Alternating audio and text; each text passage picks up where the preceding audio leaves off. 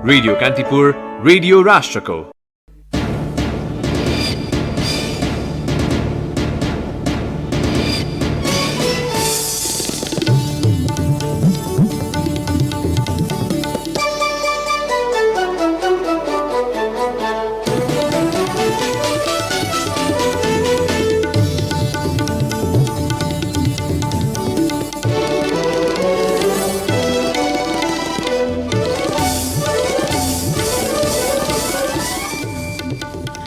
काठमाडौँमा अहिलेसम्मकै सर्वाधिक 652 सहित मुलुकभर पछिल्लो 24 घण्टामा 1539 जनामा कोरोना संक्रमण पुष्टि। संक्रमितको संख्या 58,000 नाग्यो। शंकास्पद मृत्यु भएकाको शवबाट नमुना निकाली पीसीआर परीक्षण नगर्ने सरकारको निर्णय। कोरोना महामारीकै कारण ऊर्जाका महत्वाकांक्षी आयोजना निर्माणमा ढिलाइ, अर्बौं नोक्सानी, 1 लाख बढी श्रमिक प्रभावित। भोलिबाट लामो दूरीका सार्वजनिक सवारी चलाउन यातायात व्यवसायी र मजदुर सहमत। सरकारले तोकेका जनस्वास्थ्य मापदण्ड अपनाइने। काठमाडौँ उपत्यकामा लगाइएको सवारी साधनको जोर बिजोर भने कायमै। भेनेजुएलामा मानवता विरुद्धको अपराध मौलाएको संयुक्त राष्ट्रसङ्घको दाबी। र मैत्रीपूर्ण फुटबल खेलका लागि विभिन्न मुलुकबाट प्रस्तावको ओइरो। खेलकुद गतिविधि सुरु गर्ने बारे सरकारको निर्णय कोर्दै इन्फा। नमस्कार, कान्तिपुर डायरीका साथमा साथी सुरज र म बासु। समाचार अब विस्तारमा। नेपालमा कोरोना भाइरस संक्रमितको संख्या 58,000 नाघेको छ। स्वास्थ्य तथा जनसङ्ख्या मन्त्रालयको नियमित प्रेस ब्रिफिङमा प्रवक्ता डाक्टर जागेश्वर गौतमले पछिल्लो 24 घण्टामा 1,539 जना संक्रमित थपिएसँगै कुल संक्रमितको संख्या 58,327 पुगेको जानकारी दिनुभयो। हालसम्म सक्रिय संक्रमितको संख्या 16,242 रहेको छ। पछिल्लो 24 घण्टामा काठमाडौँ उपत्यकामा मात्रै 737 जनामा संक्रमण पुष्टि भएको छ, जसमध्ये काठमाडौँमा सर्वाधिक बढी 652, ललितपुरमा 60 र भक्तपुरमा 25 जना रहेको मन्त्रालयले जनाएको छ। पछिल्लो 24 घण्टामा विभिन्न अस्पतालबाट 1,068 जना डिस्चार्ज भएका छन्। यो सँगै हालसम्म संक्रमण मुक्त हुनेको संख्या 41,706 जना रहेको मन्त्रालयले जनाएको छ। हालसम्म डिस्चार्ज हुने दर 71.05% रहेको छ। पछिल्लो 24 घण्टामा देशभरका विभिन्न प्रयोगशालाहरूमा 10,494 पीसीआरको परीक्षण गरिएको छ। आजसम्म 8,72,274 जनाको पीसीआर परीक्षण भएको मन्त्रालयले जनाएको छ। संस्थागत आइसोलेसनमा 8,541 जना र होम आइसोलेसनमा 7,701 जना रहेका छन्। हालसम्म 7,820 जना क्वारेन्टिनमा रहेका छन्। 26 जनाको भेन्टिलेटरमा र 173 जना आइसियुमा उपचाररत रहेको मन्त्रालयले जनाएको छ। कोरोना संक्रमणका कारण पछिल्लो 24 घण्टामा थप 8 जनाको मृत्यु भएको छ। स्वास्थ्य तथा जनसङ्ख्या मन्त्रालयका प्रवक्ता प्राध्यापक डाक्टर जागेश्वर गौतमका अनुसार मृत्यु हुनेमा काठमाडौँका 71 र 74 वर्षीय महिला, सुनसरीका 70 वर्षीय पुरुष, कास्कीका 70 वर्षीय पुरुष, सप्तरीमा 35 वर्षीय पुरुष, बाराका 46 वर्षीय महिला, काभ्रेका 55 वर्षीय महिला र 41 वर्षीय पुरुष रहेका छन्। यसअघि नेपालमा कोरोना संक्रमणका कारण मृत्यु हुनेको संख्या 379 पुगेको मन्त्रालयले जनाएको छ। शंकास्पद मृत्यु भएकाको नमुना निकालेर पीसीआर परीक्षण नगर्नुपर्ने भएको छ। स्वास्थ्य तथा जनसङ्ख्या मन्त्रालयको इन्सिडेन्ट कमान्ड सिस्टमको बैठकले कोरोना परीक्षण सम्बन्धमा सबबाट नमुना निकाली पीसीआर परीक्षण नगर्न र नगराउन निर्देशन दिएको हो। मन्त्रालयले आयोजना गरेको नियमित प्रेस ब्रिफिङमा प्रवक्ता डाक्टर जागेश्वर गौतमले सब व्यवस्थापन गर्दा सबै सावधानी अपनाएर दाह संस्कार गर्ने र निजको सम्पर्कमा आएकाहरू अनिवार्य क्वारेन्टिनमा बस्नुपर्ने बताउनुभयो। उहाँले यस सम्बन्धी निर्देशिका परिमार्जन गर्दै लैजाने पनि जानकारी दिनुभयो। यस्तै मन्त्रालयले सबै प्रयोगशालाहरूलाई कोभिड-19 को परीक्षणका लागि लिएका नमुना नेगेटिभ नतिजा आएकाहरू 1 महिना र पोजिटिभ आएकाहरू 3 महिनासम्म स्टोर गर्न निर्देशन दिएको छ। प्रवक्ता गौतमले पीसीआर परीक्षण गर्दा सिटी भ्यालु समेत उल्लेख गरेर दिन प्रयोगशालाहरूलाई आग्रह गर्नुभयो। सिटी भ्यालुले कति चक्रमा शंकास्पद नमुनाको भाइरसको अवशेष देखियो भन्ने जानकारी दिन्छ। मन्त्रालयले क्रिटिकल केयर विज्ञसहित टोली गठन गरी विभिन्न अस्पतालको सघन उपचार कक्षमा दिएको सेवाबारे अनुगमन पनि गर्ने जनाएको छ।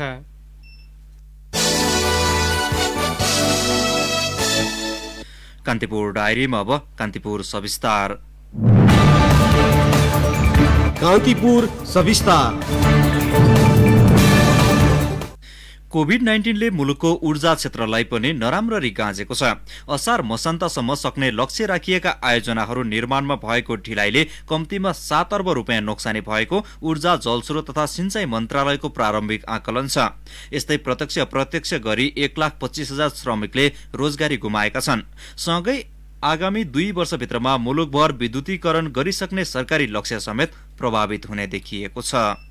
अँध्यारोबाट बिस्तारै उज्यालोतर्फ लम्किँदै गरेको मुलुकमा ठूला साना गरी 3000 मेगावाट क्षमताका जलविद्युत आयोजना निर्माणका क्रममा छन्। यसमा 6 खर्ब लगानी भइसकेको छ। थप 3000 मेगावाट विद्युत थपिने क्रममा छन्। ऊर्जा मन्त्री वर्षमान पोलले 2 वर्षअघि श्वेत पत्र मार्फत 2 वर्षभित्रमा मुलुक विद्युतमा आत्मनिर्भर हुने, 5 वर्षभित्रमा 5000 मेगावाट र 10 वर्षमा कम्तीमा 15000 मेगावाट विद्युत उत्पादन गर्ने महत्वाकांक्षी घोषणा गरेका थिए। तर कोभिड-19ले सरकारी लक्ष्य पूर्ण प्रभावित हुने देखिएको छ। गत आर्थिक वर्ष मात्रै 1000 मेगावाट राष्ट्रिय ग्रिडमा जोड्ने लक्ष्य भए पनि 200 मेगावाट मात्रै विद्युत उत्पादन गर्न सकिएको ऊर्जा मन्त्रालयका सचिव दिनेश घिमिरेले बताए। यो गत आर्थिक वर्षमा हामीले करिब 1000 मेगावाट जलविद्युत हाम्रो प्रणालीमा थप्ने लक्ष्यका साथ अघि बढेका थियौँ र त्यो लक्ष्य यथार्थपरक ढङ्गले अघि बढिरहेको थियो। तर काम हुने सिजनमा जुन महामारीको भोग्नु पर्यो, त्यसले गर्दा हामीले निर्माणको अन्तिम चरणमा पुगेका आयोजनाहरूलाई टुङ्ग्याउन पाउन र 1000 मेगावाटको लक्ष्य यो गत आर्थिक वर्षमा भनेकोमा 200 मेगावाट जतिमा मात्रै हामी कुम्चिन पुग्यौँ। सरकारी र निजी गरी मुलुकको कुल उत्पादन 1400 मेगावाट हाराहारीमा छ। सोलु करिडोर, कोशी करिडोर जस्ता प्रसारण लाइनहरूले पूर्णता पाउन नसक्दा निजी क्षेत्रले उत्पादन गरेका विद्युत पनि राष्ट्रिय प्रसारण लाइनमा जोडिन सकेका छैनन्। सरकारले 2 वर्षभित्रमा सबै क्षेत्रमा विद्युत पुर्याउने लक्ष्य राखे पनि विद्युत वितरण सञ्जाल मुख्य चुनौती छ। करिब 18% जनता विद्युतको पहुँच भन्दा बाहिर रहेको विद्युत प्राधिकरणकै तथ्याङ्क छ। विद्युत उत्पादन बढे पनि प्रसारण लाइन निर्माणमा कोभिड-19 को असरले सरकारी लक्ष्य भेट्न मुस्किल देखिएको हालै मात्रै प्राधिकरणको कार्यकारी निर्देशकबाट बाहिरिएका कुलमान घिसिङले स्वीकारे। 2 वर्षभित्र देशैभरि चाहिँ विद्युतीकरण गर्ने र सबैलाई एक्सेस टु इलेक्ट्रिसिटी दिने भनेका छौँ। तर कोभिडको कारणले अहिले काम गर्न धेरै ठाउँ अवरोध छ, काम गर्न सकिरहेको छैन। प्रसारण लाइनमा पनि काम गर्न सकिरहेको छैन। यो कन्स्ट्रक्सनमा त ठुलो अवरोध छ। 6 महिना डिले हुँदा नै अरबौं रुपियाँको क्षति हुन्छ नै। ऊर्जा उत्पादनमा सरकारी लक्ष्यको तगारो कोभिड-19 मात्र होइन। विद्युत उत्पादनमा निजी क्षेत्र तीव्र रूपमा अघि बढे पनि सरोकारवाला सरकारी निकायको ढिलासुस्ती, अन्तर मन्त्रालयगत समन्वय अभावमा समस्या भएको स्वतन्त्र ऊर्जा उत्पादकहरूको संस्था इपानका अध्यक्ष कृष्ण आचार्यको तर्क छ। समयमा काम हुँदैन। एउटै चाहिँ डेभलपरले सरकारका विभिन्न निकायमा जानुपर्छ। ऊर्जा मन्त्रालय, वन मन्त्रालय, भूमि शहरी मन्त्रालय, गृह मन्त्रालय, स्थानीय विभिन्न किसिमका स्थानीय सरकारहरूमा आएका छन्। स्थानीय सरकार सबैतिरको चाहिँ समन्वय गरेर चाहिँ त्यसलाई कार्यान्वयन गर्न चाहिँ विविध किसिमका कठिनाइहरू छन्। ती कठिनाइहरूलाई सहज गरिदिनु पर्ने सरकारको जिम्मेवारी हो। मुलुकमा उत्पादित विद्युत मध्ये 60% हिस्सा अहिले निजी क्षेत्रको छ।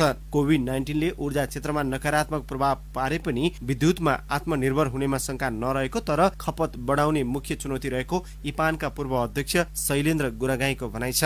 या त देशभित्र उद्योग धन्दा व्यापक रूपमा खुल्ने वातावरण बनाइयोस्, त्यसका लागि हामी जति बिजुली भए पनि हामी उपलब्ध गराउँछौँ। यदि राज्यले देशभित्र बिजुली उपभोग गर्ने र यसको व्यवस्थापन गर्ने काम गर्न सक्दैन भने राज्यले भारतमा हो कि बंगलादेशमा हो कि चीनमा हो कि बाइलेटरल एग्रिमेन्टहरू जुन गरेको छ त्यसलाई कार्यान्वयनमा ल्याउनु पर्यो। त्यहाँ बिजुली जाने व्यवस्था गर्नु पर्यो। मुलुक विद्युतमा आत्मनिर्भर हुने तर्खरमा रहे पनि आर्थिक समृद्धिको जगमा यसको पूर्ण उपयोग हुन बाँकी छ। विद्युत आपूर्तिको नियमितता तथा विद्युतको पहुँचमा पुग्न नसकेका नागरिकलाई पनि समाहित गर्ने चुनौती पनि कायमै छ। मुलुक लोड सेडिङ मुक्त भए पनि सबै जनतामा यसको पहुँच पुर्याउने सरकारको प्रमुख दायित्व हो। अझ आगामी दिनमा थपिने विद्युतलाई खेर जान नदिई राष्ट्रिय र अन्तर्राष्ट्रिय प्रसारण लाइनमा जोड्नु प्रमुख चुनौती छ। अब थपिने विद्युत नेपालको आन्तरिक खपत भन्दा धेरै हुनेमा कुनै दुविधा छैन। रेडियो कान्तिपुरका लागि अनिल परियार। कान्तिपुर सविस्तार। कान्तिपुर डायरीमा अब ब्रेकको पालो। अब बाँकी प्रसङ्ग। झण्डै 6 महिनापछि लामो दूरीको सवारी साधन भोलिबाट चल्ने भएका छन्। नेपाल यातायात व्यवसायी राष्ट्रिय महासंघका महासचिव सरोज सिटौलाले आफूहरू र मजदुरबीच सहमति भइसकेको र भोलिबाटै सरकारले तोके बमोजिमको स्वास्थ्य मापदण्ड अपनाएर सेवा दिन तयार रहेको बताउनुभयो। यात्रुहरूले यात्रा अवधिभर मास्क लगाएर मात्र यात्रा गर्नुपर्ने, श्रमिकहरूले मास्क, सेनिटाइजर, पन्जा, फेस भाइजर लगायतका स्वास्थ्य उपकरण अनिवार्य रूपमा प्रयोग गर्नुपर्नेछ। अस्ति बसेको मन्त्री परिषद बैठकले 50% बढी भाडा लिएर सीट क्षमताको आधा मात्रै यात्रु बोक्ने गरी लामो दूरीका सार्वजनिक यातायात चलाउन दिने निर्णय गरेको थियो।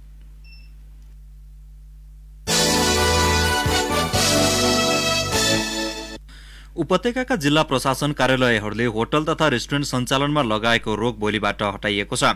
निषेधाज्ञा सम्बन्धी आदेशहरूको पुनरावलोकन गर्दै टेक अवे मात्र सञ्चालन गर्न दिएको होटल तथा रेस्टुरेन्टलाई अर्को आदेश नभएसम्म सञ्चालन खुल्ला गरिएको काठमाडौँका प्रमुख जिल्ला अधिकारी जनकराज दाहालले बताउनुभयो। दाहालका अनुसार काठमाडौँ उपत्यकामा लगाइएको सवारी साधनको जोर बिजोर भने कायमै राखिएको छ। निजी र सार्वजनिक सवारीको जोर बिजोर प्रणाली अर्को आदेश नभइन्जेलसम्म कायम रहनेछ। काठमाडौँ उपत्यकाबाट जाने र उपत्यकामा सवारी साधन प्रवेशलाई अर्को आदेश नभइन्जेल खुल्ला गरिएको छ।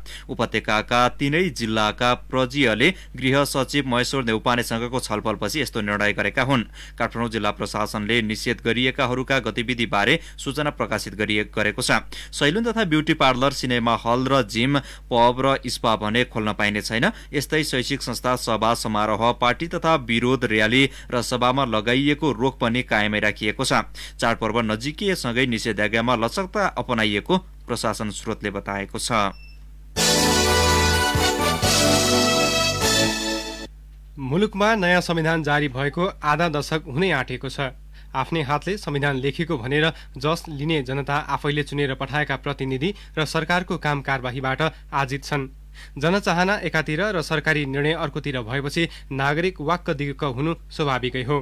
तर यस्तो रवैया गणतन्त्रको ऐजेरू पो हुने हो कि भन्ने आशंका पनि पैदा भएको छ। एक विश्लेषण।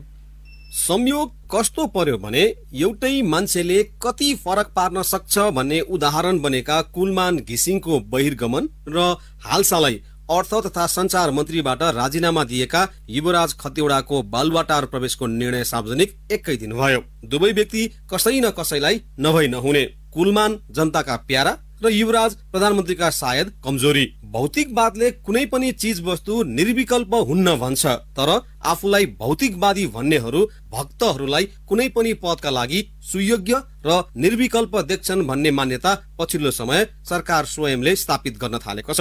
2.5 वर्ष अघि अर्थमन्त्री बन्दा खतिवड़ा प्रति आशावादी रहेकाहरू पनि उहाँको बहिर्गमनमा दुखी हुनु परेन।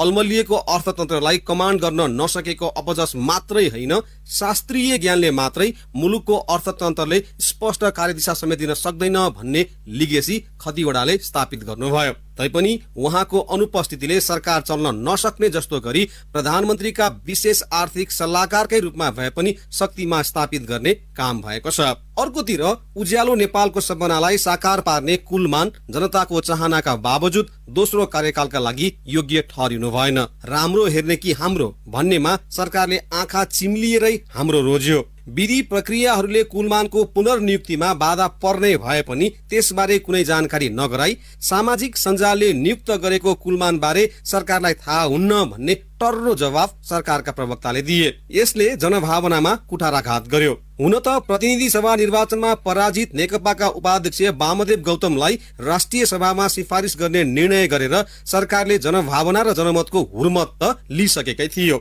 यस्ता अलोकप्रिय निर्णय गरेर झण्डै 2/3 सरकारले दिन खोजेको सन्देश सिधा छ, तिमीहरू जेसुकै भन, हाम्रा मान्छेलाई नै सरकारले काखी च्याप्छ। प्रधानमन्त्री केपी शर्मा ओलीको सुखी नेपाली समृद्ध नेपालको आलोकको क्षयीकरण यस्तै निर्णयहरूका कारण अवश्यम्भावी छ। भन्नेहरूले त एउटै व्यक्तिलाई मात्र पद किन समेत भने, तर कसैका सम्धिलाई 7 पटकसम्म लाभको पद, चुनाव हारेकाहरूलाई जस्केलाबाट राष्ट्रिय सभामा लैजाने, सरकारी जागिर सकिना साथ अर्को नियुक्ति दिन मिल्ने देशमा कुलमानको दोस्रो कार्यकाल तर्कसंगत भएन। राजनीतिक नेतृत्वलाई रिजाउन सक्दैनौ भने तिमी उच्च पदमा कायम रहन सक्दैनौ भन्ने सन्देश सरकारले दिएको छ र जसले राजनीतिक नेतृत्वलाई रिजाए उनीहरूलाई माखो नमारी पदबाट बाहिरिने छुट पनि छ। अहिले कुलमानको पक्षमा देखिएका जनता उज्यालो प्राप्ति पछिको आभार प्रकट गर्नका लागि मात्रै सडकमा ओर्लिएका हैनन्। राजनीतिक मूल्य र मान्यता विपरीत भइरहेका पछिल्ला निर्णय अनि सरकारी कार्यशैलीको वितृष्णाले धकेलिएर सडकसम्म ल्याइ पुर्याइएका हुन्। आफ्नालाई मात्रै च्याप्दा 2 शताब्दी लामो इतिहास बोकेको राजतन्त्र सकिएर गणतन्त्र सुरुवात भयो। र राजनीतिक परिवर्तनपछि नैतिकताको खडेरी परेको अवस्थामा नवराजतन्त्र उन्मुख राजनीतिलाई बेलैमा नैतिकताको लिकमा ल्याउन सकिएन भने वर्तमान व्यवस्था गणतन्त्रको ऐजेरू बन्न बेर छैन। रेडियो कान्तिपुरका लागि पवन आचार्य। राष्ट्रिय परीक्षा बोर्डले कक्षा 12 को परीक्षा अनलाइन वा विद्यार्थीको घर पर्ने परीक्षा केन्द्रबाट गर्न सरकारलाई प्रस्ताव गरेको छ। परीक्षा नियन्त्रक कृष्ण प्रसाद शर्माले शिक्षा विज्ञान तथा प्रविधि मन्त्रालयलाई अनलाइन वा विद्यार्थी रहेकै स्थानबाट परीक्षा सञ्चालन गर्न प्रस्ताव पठाइएको बताउनुभयो। शिक्षा मन्त्रालयले सो प्रस्ताव मन्त्री परिषदमा लगेर स्वीकृत गराएपछि मात्र कार्यान्वयनमा आउनेछ। कुल 100 पूर्णाङ्क मध्ये 40 नम्बरको अनलाइन परीक्षा गर्ने बोर्डले जनाएको छ। विद्यार्थीले कक्षा 11 मा प्राप्त गरेको अङ्कको आधारमा 40 पूर्णाङ्क र 20 पूर्णाङ्कको प्रयोगात्मक परीक्षा गरिने बोर्डले जनाएको छ।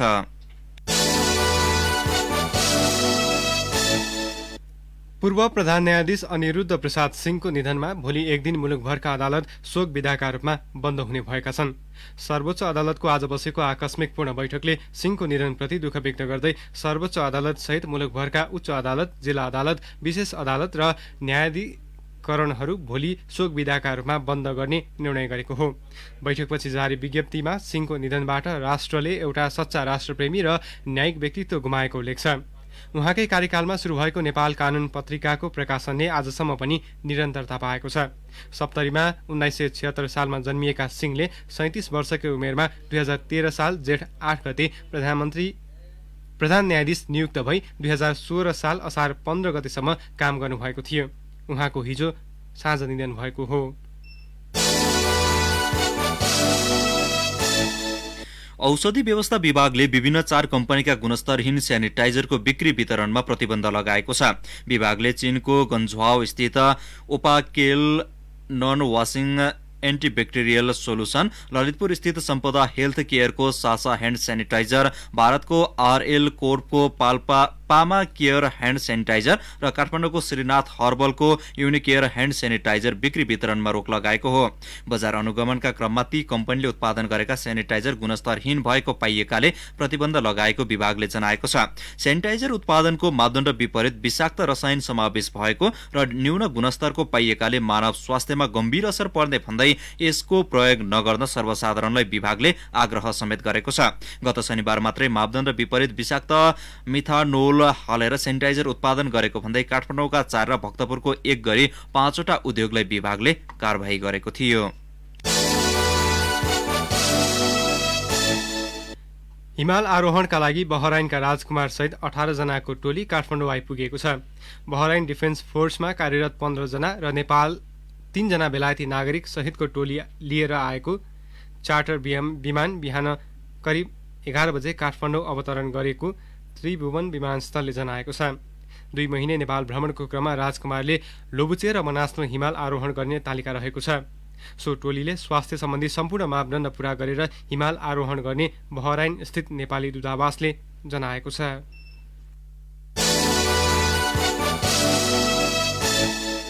पाँचथरका किसानले यो वर्ष उत्पादन गरेको स्याउ त्यसैखेर गएको छ। पाकेर बिक्री गर्ने सिजनमा यातायात र ढुवानीका साधन नचल्दा 150 परिवारले उत्पादन गरेको स्याउ खेर गएको हो।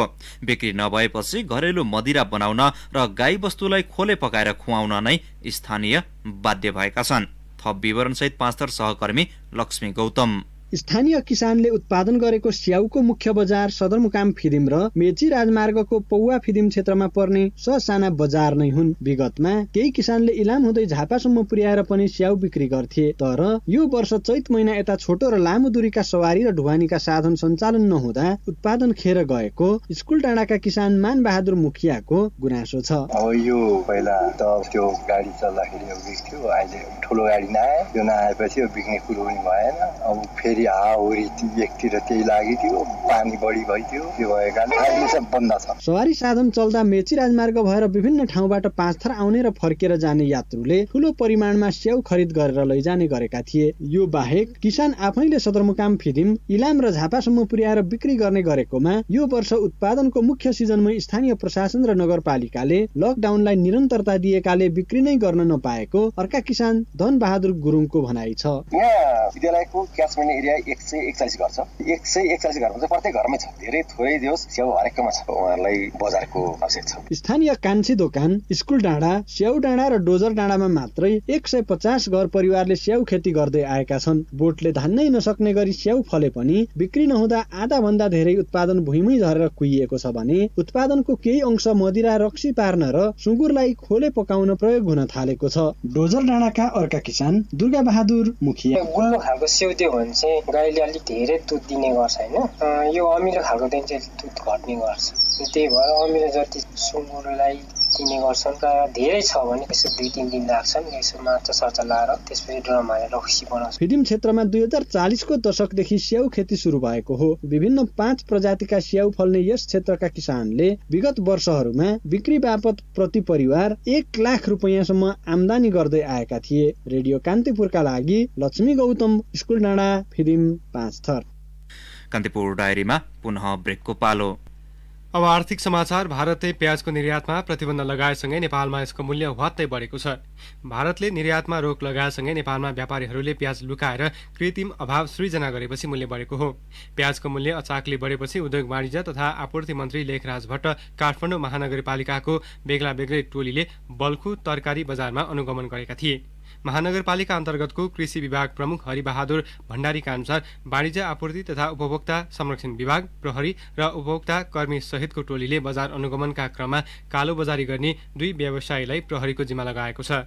बल्खुका 5 वटा होलसेल पसलमा अनुगमन गर्दा 55 रुपैयाँमा खरिद गरेको प्याज 120 रुपैयाँसम्ममा बिक्री गरेको पाइएको उहाँले जानकारी दिनुभयो। धितोपत्र बजार आज सामान्य अङ्कले उकालो लागेको छ। बजार परिसूचक नेप्से आज 5.36 अङ्कले उकालो लागेर 1541.40 बिन्दुमा पुगेको छ। नेप्सेमा सुधार देखिए पनि कारोबार रकममा भने अघिल्लो दिनको तुलनामा 24 करोड रुपियाँले गिरावट आएको छ। हिजो 4.47 अङ्कले ओह्रालो लागेको नेप्सेमा 2 अर्ब 11 करोड रुपियाँ बढीको कारोबार भएको थियो। नेप्सेमा आज कारोबार भएका बैंकिङ बाहेक बाँकी सबै कम्पनी समूहको उपसूचक उकालो लागेको छ।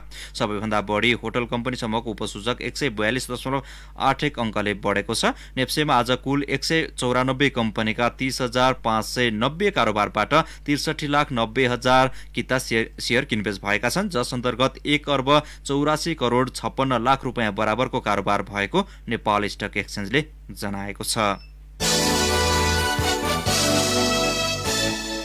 अब अन्तर्राष्ट्रिय समाचार। संयुक्त राष्ट्रसङ्घ अन्तर्गतको मानव अधिकार परिषदका खोजकर्ताले भेनेजुएलामा मानवता विरुद्ध अपराध मौल्याएको दावी गरेका छन्। भेनेजुएलाको सरकारले मानव अधिकारको चरम उल्लङ्घन गरेको तथ्य सार्वजनिक गर्दै सरकार आफै हत्या, हिंसा, यातना तथा अपहरण जस्ता तथा बेपत्ता बनाउने जस्ता मानवता विरोधी गतिविधिमा संलग्न रहेको पाइएको दावी गरेको छ। अनुसन्धानका क्रममा सन् 2014बाट नै भेनेजुएलाको राजनीतिक विरोधीलाई दबाउनका लागि सरकारकै निर्देशनमा हत्या, हिंसा मौल्याएको आरोप लगाइएको छ। राष्ट्रपति निकोलस मडुरो नेतृत्वको सरकार यी सबै गतिविधिबारे जानकार भए पनि ठोस कदम नउठाएको उनीहरूको आरोप छ। मानवता विरोधी सबै अपराधको जिम्मा सरकारले नै दिनुपर्ने जनाइएको छ। यद्यपि संयुक्त राष्ट्रसङ्घका लागि भेनेजुएलाका प्रतिनिधि जर्ज भेलोरोले भने सो आरोपको खण्डन गर्दै राष्ट्रपति निकोलस मडुरोलाई फसाउनका लागि सो आरोप लगाइएको दावी गर्नुभएको छ। भारतको दार्जिलिङमा पुनः गोर्खाल्याण्डको मुद्दा चुलिएको छ। केन्द्रीय संसदमा मनसुन सत्र चलिरहँदा दार्जिलिङमा भने जारी सत्रमै स्थायी राजनैतिक समाधानको निम्ति विधेयक ल्याइनुपर्ने माग चुलिएको हो। यसैबीच मेघालयका मुख्यमन्त्री एवं सत्तारूढ नेशनल पिपल्स पार्टीका राष्ट्रिय अध्यक्ष कोनराड के साङमाले केन्द्रीय गृहमन्त्री अमित शाहलाई तत्काल छुट्टै राज्य गोर्खाल्याण्ड गठन गर्न माग गर्दै पत्रचार गर्नुभएको छ। सो पत्रमा गोर्खाहरूले लामो समयदेखि छुट्टै राज्य गोर्खाल्याण्डको माग गरेको भन्दै उत्तर बंगालका गोर्खाहरूले न्यायसङ्गत र संवैधानिक मागहरूको सुनवाई गर्दै शीघ्र स्थायी राजनैतिक समाधान गर्न अनुरोध गरिएको छ।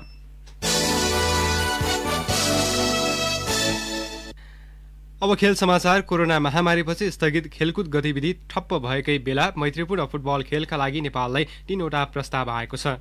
आगामी नोभेम्बर र डिसेम्बरमा मैत्रीपूर्ण खेलका लागि मङ्गोलिया, बङ्गलादेश र डोमिनिक रिपब्लिकबाट प्रस्ताव आएको अखिल नेपाल फुटबल सङ्घ एन्फाले जनाएको छ।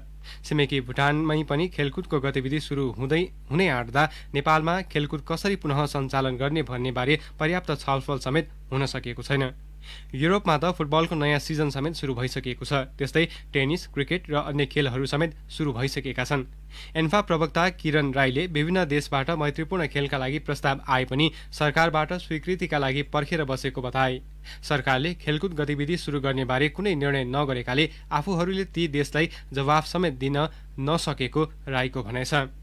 विश्वकप छनौटका लागि बाँकी खेलहरू समेत स्थगित भएपछि एन्फाले प्रशिक्षणका लागि खेलाडीको कोरोना परीक्षण गराएको थियो।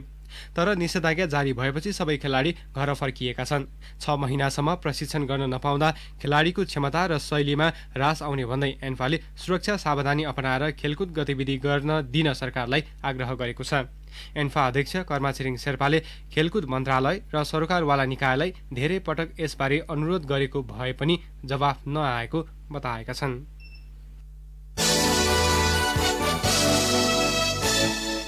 नेपाल भलिबल संघले कोरोना महामारीले प्रताडित खेलाडीलाई राहत वितरण गरेको छ। संघले पहिलो चरणमा राष्ट्रिय टिमका 3 जना खेलाडीलाई निवासमै पुगेर राहत वितरण गरेको हो।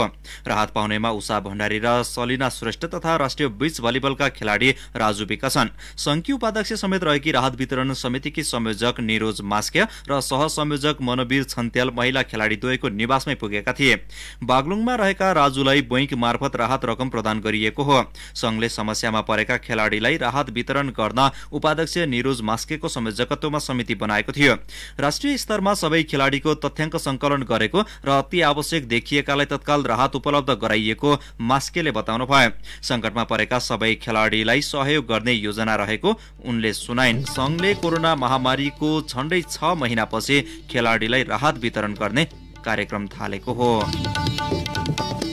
हवस् त प्रसङ्गसँगै कान्तिपुर डायरीका आजका सम्पूर्ण बुलेटिन यही सकिन्छ। भोलि बिहान 6:30 बजे नियमित बुलेटिनका साथमा उपस्थित हुने नै छौँ। अहिलेलाई साथी सुरज र म बासु बिदा हुन्छौँ। नमस्कार, शुभरात्रि।